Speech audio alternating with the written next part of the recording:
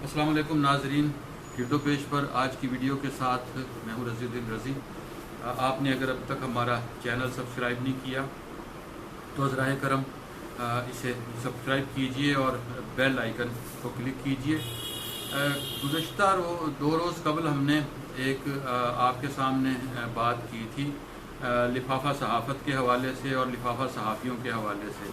तो इस पर सहाफ़त के शोबे से ताल्लुक़ रखने वाले बाज़ दोस्तों ने कहा कि आप शायद शायरों को नज़रअंदाज कर गए, क्योंकि लिफाफा सहाफ़ियों से ज़्यादा शायरों के साथ वाबस्ता है और लिफाफे वाले शायरों के किस्से भी मुख्तलिफ फंक्शंस में सुनने को मिलते हैं। लिफाफा शायरों के बारे में आपने क्यों बात नहीं की।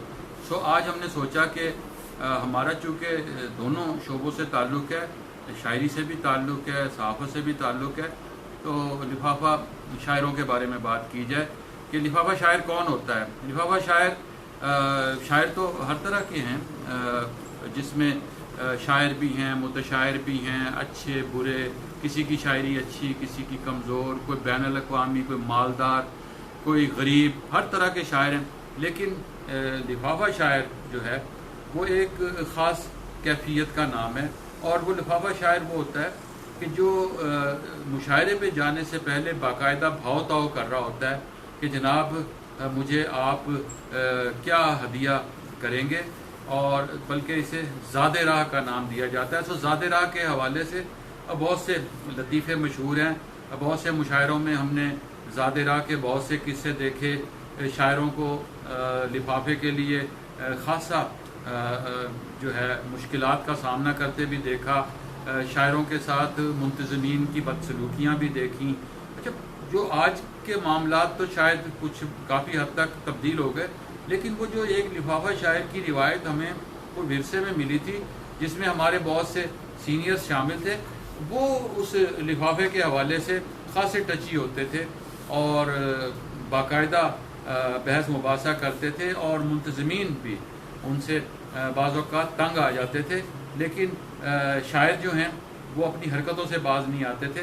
इस सिलसिले का एक बहुत मशहूर वाक़या तो आसी करनाली साहब के हवाले से जो बहुत जगह कोट भी हुआ, और इकबाल अरशद ख़ुद बहुत मज़े लेकर बताया करते थे। इकबाल अरशद, हुसैन सहार, आसी करनाली, ये सब शुजाबाद गए थे, और इन्होंने जब ज़ादे राह का मुतालबा किया और उसके लिए जाकर मुंतज़िम से कहा, तो मुंतज़िम ऐसे मुशायरों के आज भी आप ये समझ लें, उस ज़माने में आड़ती होते थे, आजकल आप उन्हें ब्रोकर का नाम दे लें, क्योंकि बाकायदा एक बिज़नेस है। सो इस बिज़नेस में उससे जब ज़ादे राह मांगा गया तो उसको लफ्ज़ समझ नहीं आया।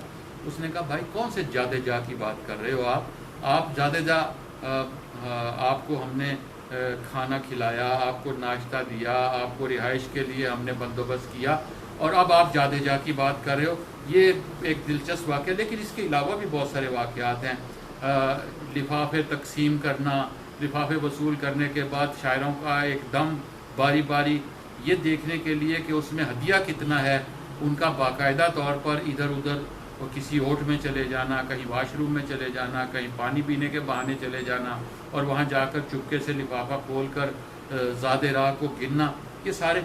लेकिन बात सिर्फ इतनी सी है कि शायरी को जब हम कमर्शियल करते हैं तो फिर ज़ादे राह के मामलात में और लिफाफे के मामलात में फिर कमर्शियल शायरों का एक पूरा तबका आ जाता है। वो उनकी डिमांड होती है, उस डिमांड के मुताबिक फिर उनका रेट जो है वो, बल्कि ये लफ्ज़ अजीब सा है, लेकिन उनका रेट तय किया जाता है। उसमें अब तो मुशायरे करवाने की रिवायतें ख़त्म होती जा रही हैं, लेकिन जब ज़िला कौंसिल के हवाले से मुशायरे होते थे, जब यौम आज़ादी के मौके पर, कौमी त्योहारों के मौके पर मुशायरे होते थे, ज़िला इंतज़ामिया और मुख्तलिफ़ आर्ट्स कौंसिलें जब मुशायरों का एहतमाम करती थी, तो उस वक्त वो सब जो हैं इन चीज़ों को तय कर रहे होते थे। और जो कमर्शियल शायर हैं उनको बुलाने के लिए जिनकी आवाम की जानिब से डिमांड होती थी, जिनको लोग सुनना चाह रहे होते थे, वो मुज़ाहिया शायर होते थे, या वो मोहब्बत की शायरी करने वाले होते थे, उन सारों के लिए लोग बेकरार होते थे। اور لفافہ شاعروں سے اس موقع پر مقامی شعراء خاصے تنگ آتے تھے، کیونکہ مقامی شعراء کو بہرحال نظر انداز کر دیا جاتا تھا یا ان لفافہ شاعروں پر قربان کر دیا جاتا تھا۔